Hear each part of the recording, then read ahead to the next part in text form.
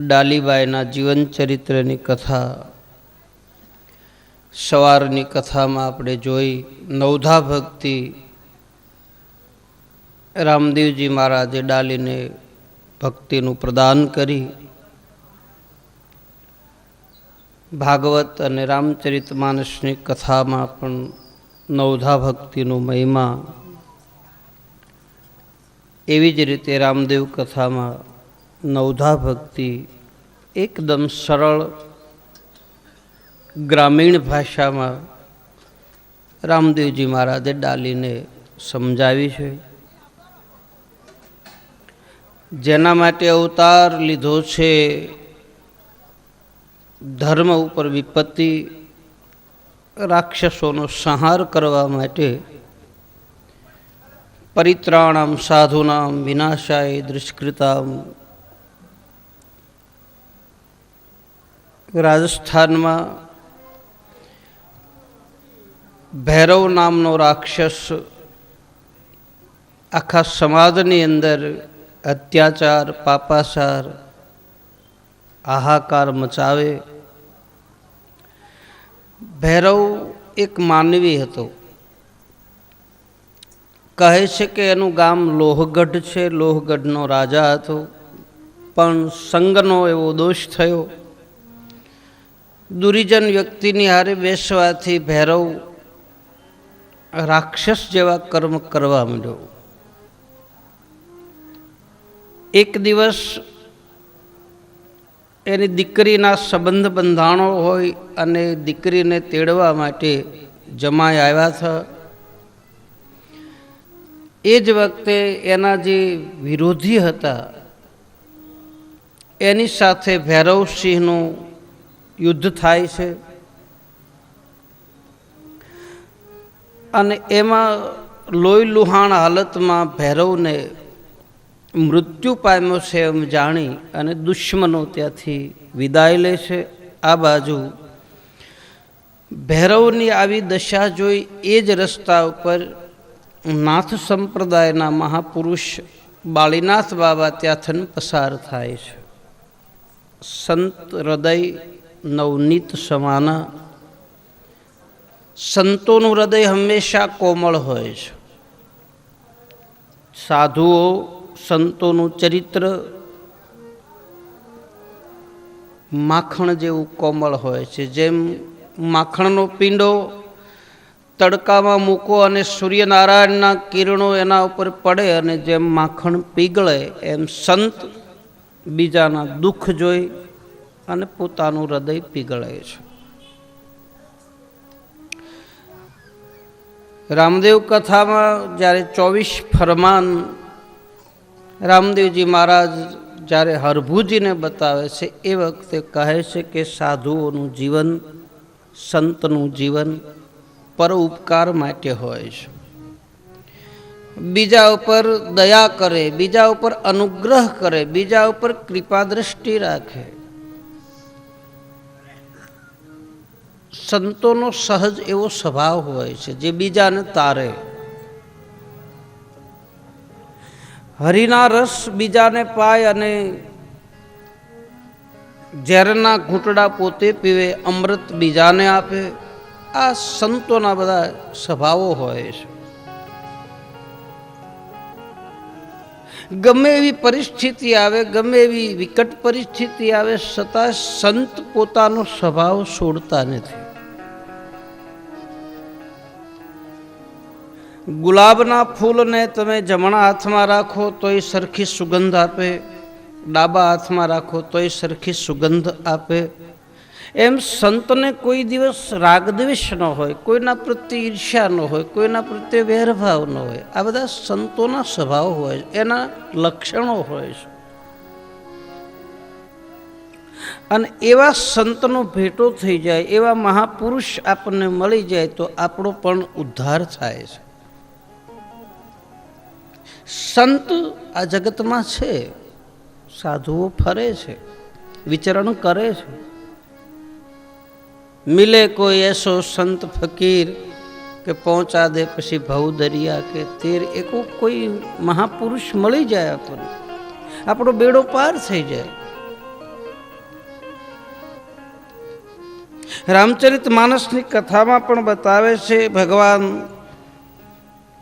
રામ અને નારદજીનો સંવાદ છે. નારદજી કહે છે કે બાપજી આપ પ્રભુ મને સંતોના લક્ષણો બતાવો. એમાં ભગવાન કહે છે કે નારદજી આપ ખુદ સંત છો અને છતાંય આપ જો કહેતા હો તો કહું.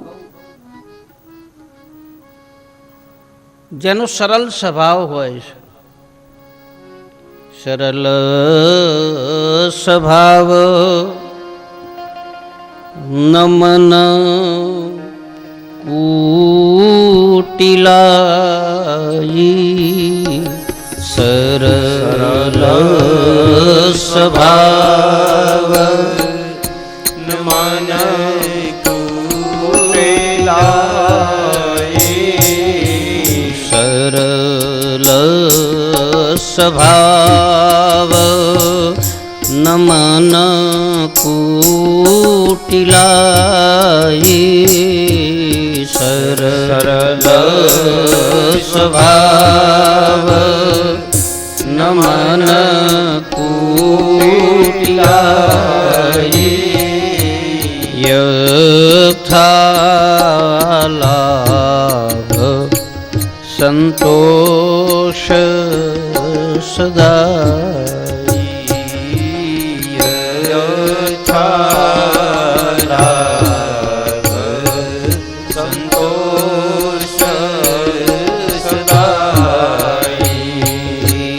સરલ સ્વભાવ નમન કુટિલાયી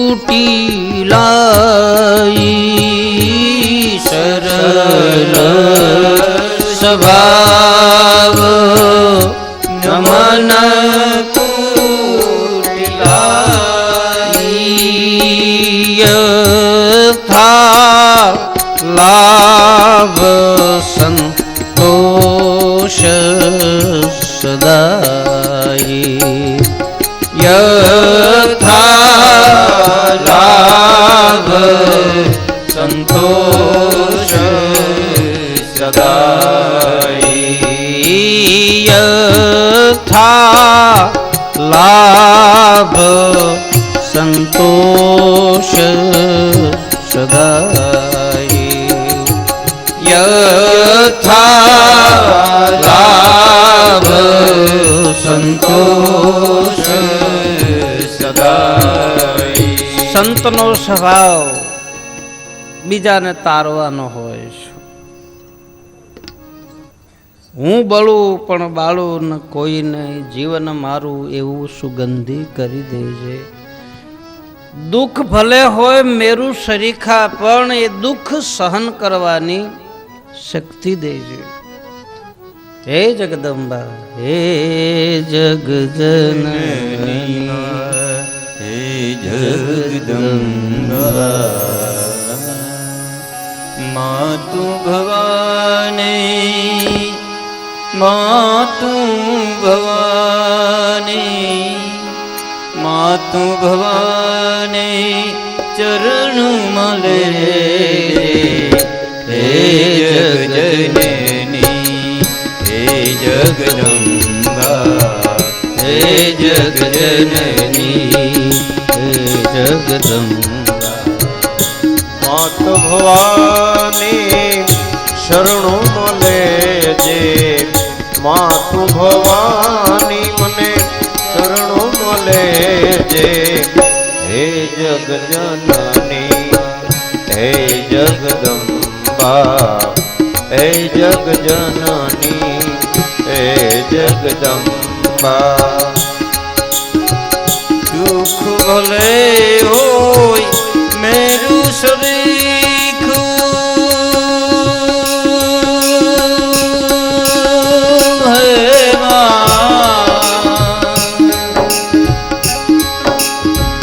રંગ એનો મને આવન દેજે.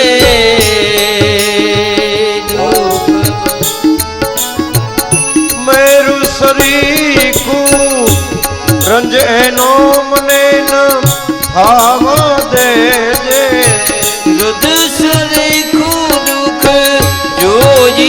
બીજાનું રજ સરીખું દુઃખ જોઈ બીજાનું રોવાને રોવાને રોવાને રે આંસુ દેજે હે જગજનની હે જગદંબા માતુ ભવાની હે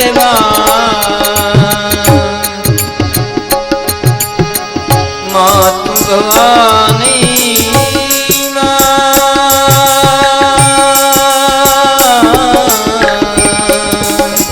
ચરણે લે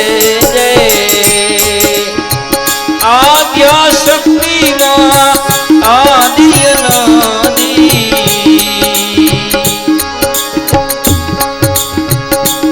આજ્ઞા શક્તિમાં આદિ અનાદિ મને તું ચરણો મળે જે હે જગજનની હે જગદંબા હે જગજનની હે જગદંબા હે જગજનની હે જગદંબા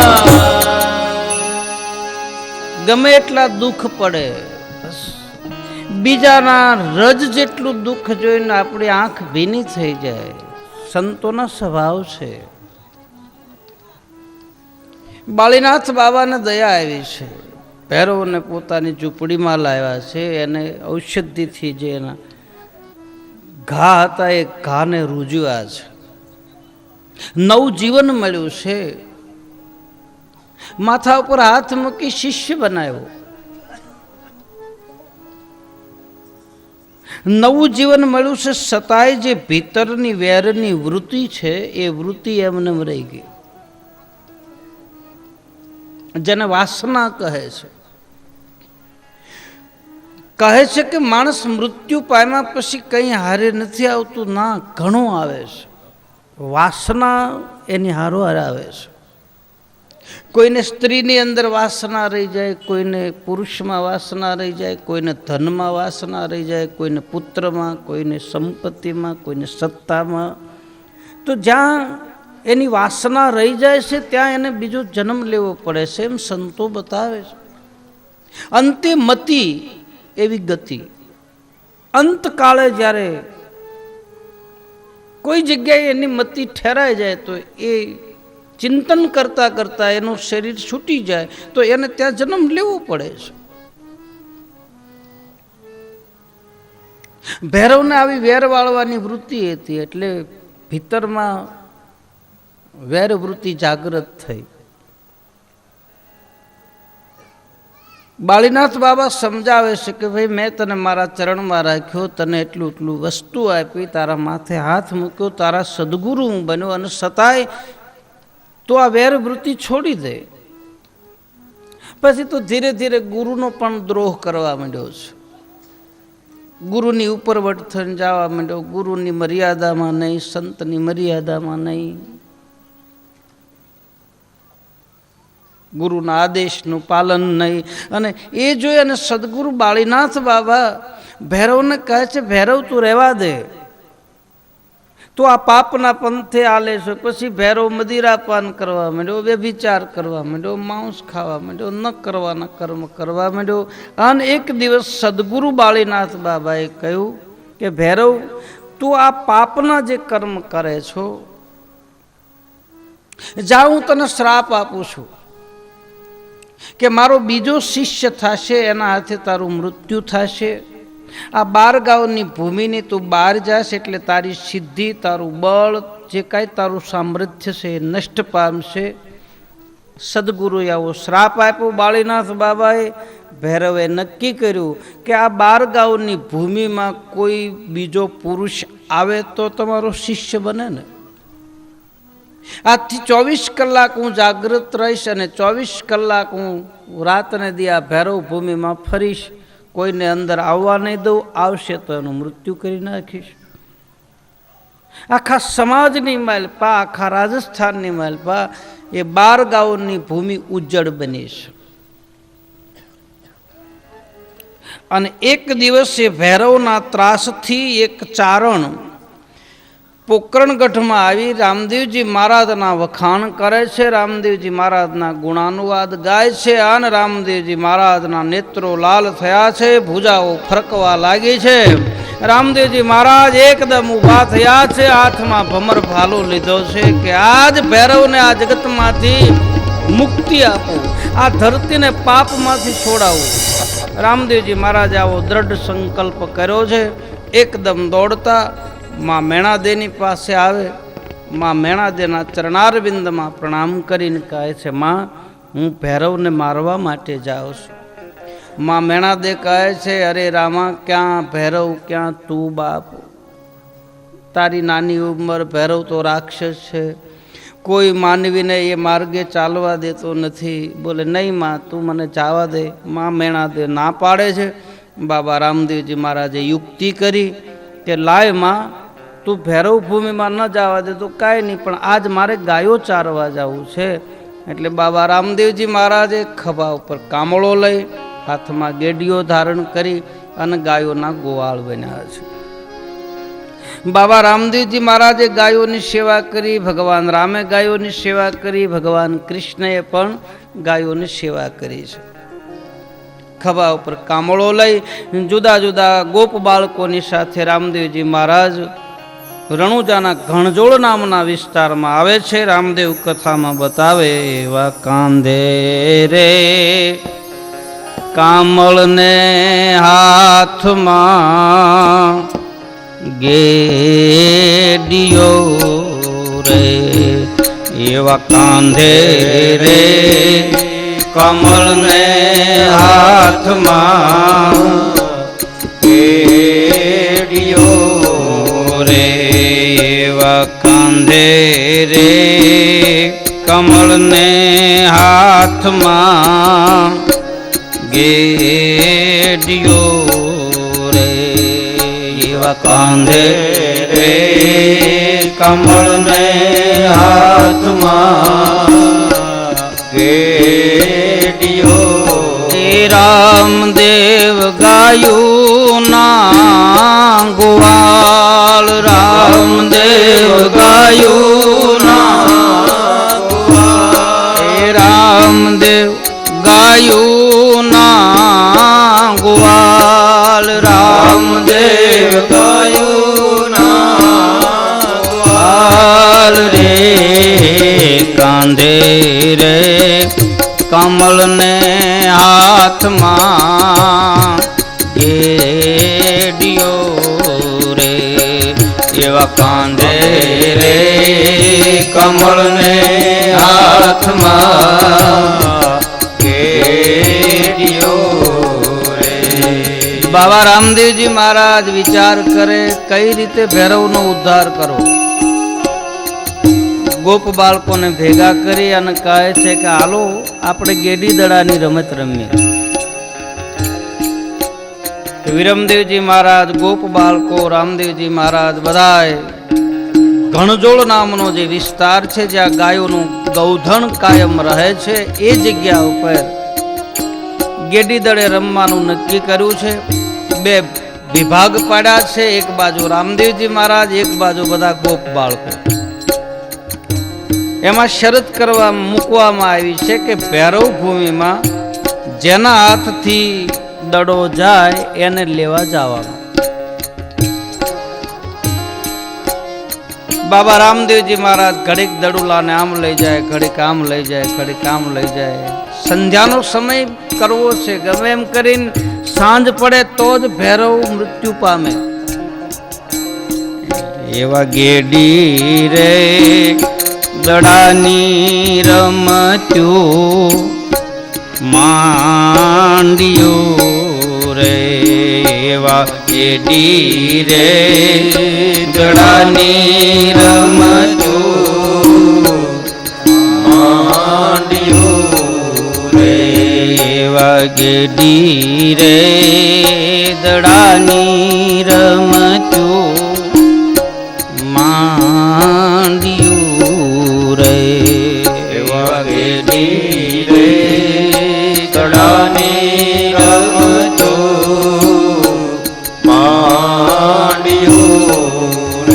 એવા રામદેવજી મહારાજે નક્કી કર્યું છે, સંધ્યાનો સમય થવાની તૈયારી છે. રામદેવ કથામાં બતાવે છે કે ખેલે ખેલે દડુલાના દાવ રે રમે છે રામદેવજી. ખેલે ખેલે દડુલાના દાવ રે રમે છે રામદેવજી. ખેલે ખેલે દડુલાના દાવ રે રામદેવજી. ખેલે ખેલે દડુલાના દાવ રે રમે છે રામદેવજી. એની ભેળા વીરમ દેવાય રે રમે છે રામદેવ. એની ભેળા વિરમ દેવાય રે રમે છે રામદેવજી. એની ભેળા વીરમ દેવાય રે રમે છે રામદેવ. એની ભેળા વિરમ દેવાય રે રમે છે રામદેવજી. ખેલે ખેલે દડુલાના દાવ રે રમે છે રામદેવજી. ખેલે ખેલે દડુલાના દાવ રે રમે છે રામદેવજી. આ રામા અવતારની રમતમાં અને વાલો મારો ગયા ગુરુને દ્વાર. આ રામા અવતારની રમતમાં અને વાલો મારો ગયા ગુરુને દ્વાર. મર્યાદા વાલે લીલા કરી એ કીધો રાવણ કુળનો સંહાર રે રમે છે રામદેવ. કીધો રાવણ કુળનો સંહાર રે રમે છે રામદેવજી. એ કીધો રાવણ કુળનો સંહાર રે રમે છે રામદેવજી. કીધો રાવણ કુળનો સંહાર રે રમે છે રામદેવજી. ખેલે ખેલે દડુલાના દાવ રે રમે છે રામદેવજી. ખેલે ખેલે દડુલાના દાવ રે રમે છે રામદેવજી. એની ભેળા વીરમ દેવાય રે રમે છે રામદેવજી. ખેલે ભેળા વિરમ દેવાય રે રમે છે રામદેવજી. ખેલે ખેલે દડુલાના દાવ રે રમે છે રામદેવજી. ખેલે ખેલે દડુલાના દાવ રે રમે છે રામદેવજી. આ કૃષ્ણ કળા લઈ આવ્યા અને વાલો મારો નંદ જશોદાને દ્વાર. તમે જુઓ ત્રણેય અવતારની વાત બતાવે છે આમાં. આ કૃષ્ણ કળા લઈ આવ્યા અને વાલો મારો નંદ જશોદાને દ્વાર. ગોકુળમાં વાલે મારે ગાયો ચારી. ગોકુળમાં વાલે મારે ગાયો ચારી. એ કીધો મામા તે કંસનો ઉધાર રે રામદેવ. કીધો મામા તે કંસનો ઉધાર રે રમે છે રામદેવજી. કીધો મામા તે કંસનો ઉધાર રે રમે છે રામદેવજી. કીધો મામા તે કંસનો ઉધાર રે રમે છે રામદેવજી. ખેલે ખેલે દડુલાના દાવ રે રમે છે રામદેવજી. ખેલે ખેલે દડુલાના દાવ રે રમે છે રામદેવજી. એની ભેળા વીરમ દેવાય રે રમે છે રામદેવજી. એની ભેળા વિરમ દેવાય રે રમે છે રામદેવજી.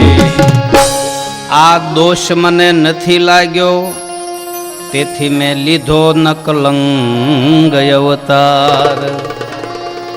આ દોષ મને નથી લાગ્યો, તેથી મેં લીધો નકલંગ અવતાર. ભૈરવ અસુરને મારવા, ભૈરવ અસુરને મારવા, એ કરું સંતો ભક્તોની હું વાર રે રમે છે રામદેવજી. કરું સંતો ભક્તોની વાર રે રમે છે રામદેવજી. કરું સંતો ભક્તોની હું વાર રે રમે છે રામદેવજી. કરું સંતો ભક્તોની વાર રે રમે છે રામદેવજી. ખેલે ખેલે દડુલાના તાવરે રમે છે રામદેવજી. ખેલે ખેલે દડુલાના તાવરે રમે છે રામદેવજી. એની ભેળાવી રમદેવ ભાઈ રે રમે છે રામદેવજી. એની ભેળાવી રમદેવ ભાઈ રે રમે છે રામદેવજી. આ કાયા નગરીમાં ચોર ઘણા, અને મારી લૂંટે છે આ નગરીને નાથ. આ મારી કાયા નગરીમાં ચોર ઘણા, અને લૂંટે છે આ નગરીને નાથ. મૂળના મન ઘોડે ચડી, મૂળના મન ઘોડે ચડી, એ લેજો ભમરિયો ભાલો હવે હાથ રે રામદેવજી. લેજો ભમરિયો ભાલો હાથ રે રમે છે રામદેવજી. લેજો ભમરિયો ભાલો હવે હાથ રે રમે છે રામદેવજી. લેજો ભમરિયો ભાલો હાથ રે રમે છે રામદેવજી. ખેલે ખેલે દડુલાના તાવરે રમે છે રામદેવજી. ખેલે ખેલે દડુલાના તાવરે રમે છે રામદેવજી. ખેલે ખેલે દડુલાના તાવરે રમે છે રામદેવજી. ખેલે દડુલાના તાવરે રમે છે રામદેવજી. એની ભેળાવી રમદે ભાઈ રે રમે છે રામદેવજી. એની ભેળાવી રમદે ભાઈ રમે છે રામદેવજી. બાબા રામદેવજી મહારાજે ગેડી દડાની રમત આદરી છે, અને એમાં દડુલાને ફટકારી અને બરાબર ભૈરવ ભૂમિની અંદર પહોંચાડ્યો. અને આ બાજુ રામદેવજી મહારાજને ગોપ બાળકો કહે છે કે હે રામા, તારા હાથથી દડુલો ગયો છે, એટલે તું જલ્દી દડુલાને લઈને આવ. અને રામદેવજી મહારાજ ગયા છે. બાળીનાથ બાબાએ કહ્યું છે કે હે બાળક, જલ્દી તું નીકળી જા, હમણાં ભેરોડો આવવાનો વખત થયો છે. રામદેવજી મહારાજ કહે છે બાબા, હું અત્યારે ક્યાં જાઉં? એ આજની રાત મને રોકો બાવલિયા, આજની રાત મને રોકો રે, આજની રાત મને રોકો બાવલિયા, આજની રાત મને રોકો રે. આજની રાત મને રોકો બાવલિયા, આજની રાત મને રોકો રે.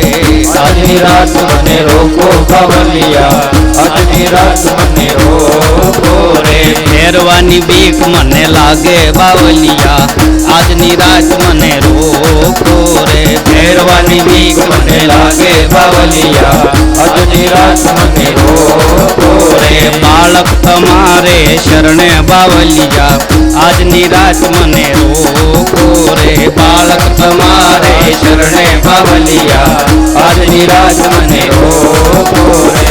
બાબા રામદેવજી મહારાજ ને સદગુરુ બાળીનાથ બાબા કહે છે કે અરે બાળક, હું તને ક્યાં રાખું? પોતાની ઝૂંપડીમાં લઈ કંથા નામની ગોદડી ઉપર રામદેવજી મહારાજ ને ઉઢાડી, આન બરાબર મધ્યરાત્રિ થઈ. આન રાત્રિના 12 વાગે ભેરુડાએ ત્રાળ નાખી, અને બ્રહ્માંડની માલપા એવો કડાકો થયો. બાળીનાથ બાબાને ખબર પડી કે આજ ભેરુડો આવવાની તૈયારી છે. આન ચારે બાજુ નજર કરીને કહે છે બાબા, તમારી ઓરડીની માલપા કોઈ બાળકની મને ગંધ આવે છે. બાળીનાથ બાબા કહે છે કોઈ જગ્યાએ બાળક છે નહીં, હું પોતે પુરુષ છું, મને મારવો હોય તો મારી નાખ. આ રામદેવજી મહારાજે ગોદડીને ધ્રુજાવી અને એકદમ છલાંગ લગાવી રામદેવજી રામદેવજી મહારાજે ભેરવાએ ગોદડીને પકડી અને જેમ દુશાસન દ્રૌપદીના શિર ખેંચે એમ ભેરુડો ગોદડી ખેંચવા માંડ્યો. રામદેવજી મહારાજે વિચાર કર્યો કે આમ ગોદડી હું વધારતો જાય, ભેરવો ખેંચતો જશે તો સવાર પડી જાય, સવાર પડી જાય તો ભેરુડો મરશે નહીં. એટલે રામદેવજી મહારાજે લીલુડા ઘોડીલાનું સ્મરણ કર્યું. એકદમ ઘોડીલા ઉપર રામદેવજી મહારાજ સવાર થયા.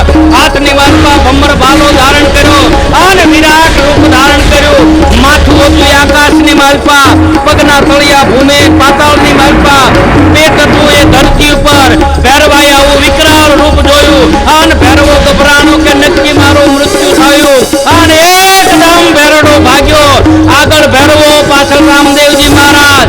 અને ચારે બાજુ નજર કરી, પૂર્વ દિશામાં જોવે તો ભેરુડો દેખાય, ઉત્તર દિશામાં જોવે તો ભેરુડો દેખાય, આકાશમાં જોવે તો ભેરુડો દેખાય, ધરતી ઉપર જોવે તો ભેરુડો દેખાય.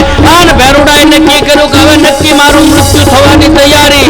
એકદમ પર્વતની ગુફામાં પ્રવેશ કરે અને રામદેવજી મહારાજે પોતાનું ભાલું લઈ અને ભેરવાની પીઠમાં ભરાવી અને જેમ મખણમાંથી મોવડો ખેંચે તેમ ભેરવાને બહાર કાઢી અને ભાલાની અણી ઉપર ચડાવી, તેમ સુદર્શન ચક્ર ફેરવે એમ ભેરુડાને ફેરવ્યો. કાનમાંથી લોહીની ધાર નીકળવા લાગી, નાકમાંથી લોહીની ધાર નીકળવા લાગી અને રામદેવજી મહારાજે આંખો લાલ કરી, ભુજાઓ ફરકવા લાગી અને રોમ રોમ ઉલટી થયા. અને રામદેવજી મહારાજે ભેરુડાને ધરતી ઉપર પછાડી અને માથા ઉપર ભાલું મૂકી અને જમણા પગનો અંગૂઠાથી વદન દીધો અને ધરતી ફાટીને બે ભાગ થયા અને ભેરુડાને ભોમાની માલમાં ભંડાર્યો. દેવતાઓએ આકાશમાંથી પુષ્પની વૃષ્ટિ કરી અને જય જયકાર થયો. બોલીએ રામદેવજી મહારાજની જય. એકવાર સભામાં બેઠેલા તમામ ભક્તજનો જય જયકાર કરે. બોલીએ રામદેવજી મહારાજની જય. શ્રી નકલંગનાથની અજમલ ઘરે અવતારની દ્વારિકાધીશની જય.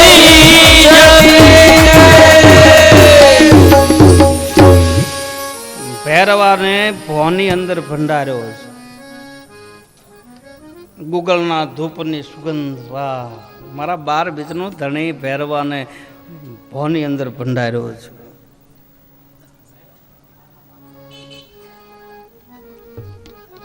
બાળીનાથ બાબા દોડીને ભૈરવની પાસે આવે. રામદેવજી મહારાજની સામું જોઈ બાળીનાથ બાબા રામદેવજી મહારાજને ઓળખી ગયા છે કે આ કોઈ બીજો છે નહીં, આ દ્વારકાધીશનો અવતાર છે. રામદેવજી મહારાજે ગુરુની સન્મુખ જોઈ અને કહ્યું છે, બાપજી મારી ઓળખાણ કાઢતા નહીં, કારણ કે મારે અનેક લીલાઓ કરવાની છે.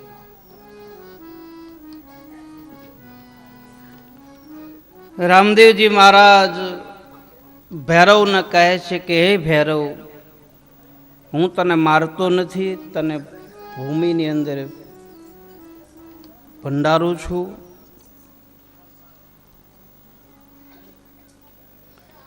આજથી નોમનો પ્રસાદ આવે ડાલીબાઈને મળશે, દશમનો પ્રસાદ હે ભૈરવ તને પ્રાપ્ત થશે, 11નો પ્રસાદ મને રહેશે.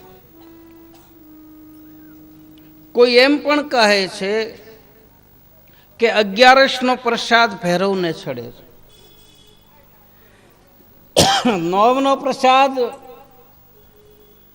ડાલીબાઈને પ્રાપ્ત થાય છે, 10મનો પ્રસાદ રામદેવજી મહારાજને મળે, 11નો પ્રસાદ ભૈરવને પ્રાપ્ત થાય છે.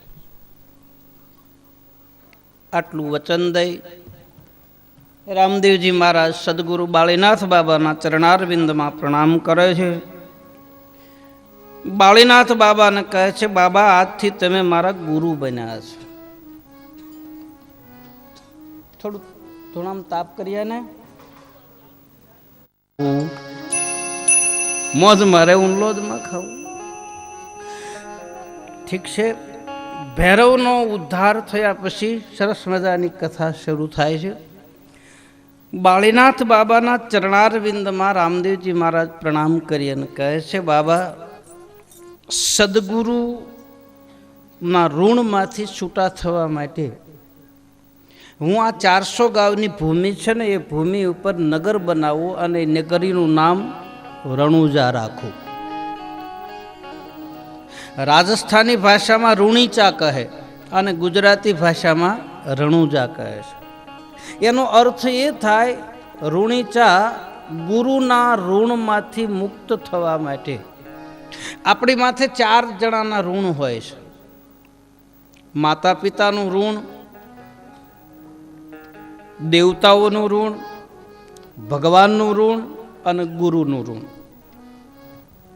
આ 4 ઋણમાંથી જે મુક્ત થાય ને એને મોક્ષ ગતિ મળે છે. જ્યાં સુધી એકાબીજાનું ઋણાનુબદ્ધ રહી જાય છે એટલે એને ત્યાં જન્મ પાછો લેવો પડે છે. અને આ 4ના ઋણ કોણ ચૂકવી શકે?